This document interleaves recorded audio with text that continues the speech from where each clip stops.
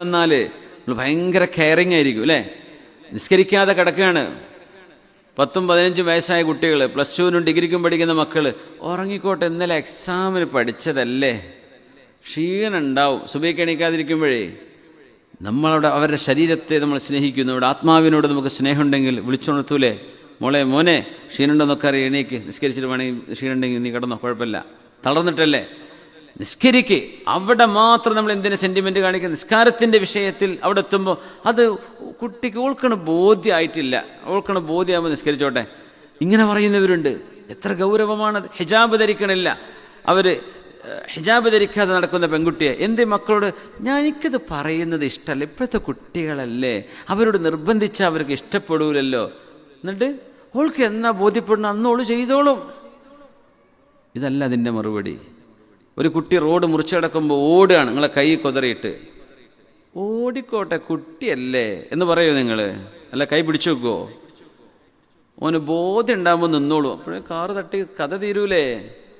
ഓന് ബോധം ഉണ്ടാകുമ്പോൾ ഓടാതിരുന്നോട്ടെ, റോഡ് മുറിച്ച് സീബ്ര ലൈനിൽ ഗ്രീൻ സിഗ്നൽ മാത്രം കാണുമ്പോൾ മുറിച്ച് കടന്നോളൂ, ഇപ്പം കുട്ടിയല്ലേ ഓടിക്കോട്ടെ, അങ്ങനെ പറയാറുണ്ടോ നമ്മൾ?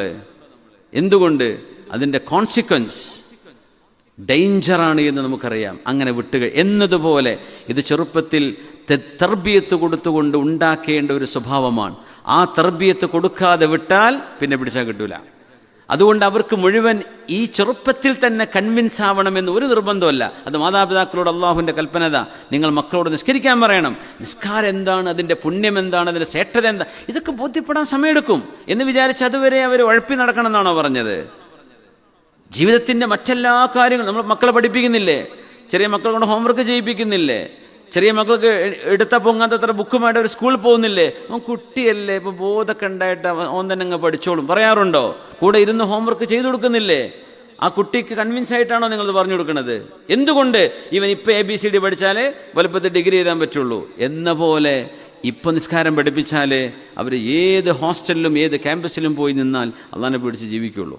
അതുകൊണ്ട് ഓൽക്ക് ബോധ്യപ്പെടട്ടെ എന്ന് പറയലല്ല അവരുടെ യുക്തി.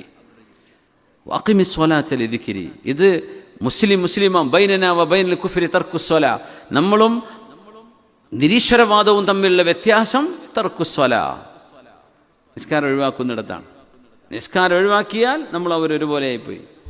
ബൈനനാ വ ബൈനൽ കുഫ്രി അസ്വലാ, നമ്മളും കുഫറും തമ്മിലുള്ള വ്യത്യാസം നിസ്കാരത്തിൻ്റെ വിഷയത്തിലാണ്. നിസ്കരിക്കാത്തൊരു മനുഷ്യൻ എന്ത് മുസ്ലിം? അവൻ മുസ്ലിമാണെന്ന് പേര് പറഞ്ഞാലും അവൻ മുസ്ലിമല്ല. എന്തേ? നമ്മളും അവരും വേർതിരിക്കപ്പെടുന്നത് അള്ളാഹുവിനോടുള്ള ഈ 5 നേരത്തെ ബന്ധത്തിലാണ്. അത് അള്ളാഹു നിർബന്ധമാക്കിയതാണ്. അത് ഓപ്ഷനായി വിട്ടു കഴിഞ്ഞാൽ നമ്മൾ പറയാറുണ്ട്, ആരും ചെയ്യൂല. അത് റബ്ബ് നിർബന്ധമായി പിടിച്ചുകൊണ്ടുവന്നതാണ് നമ്മളെ.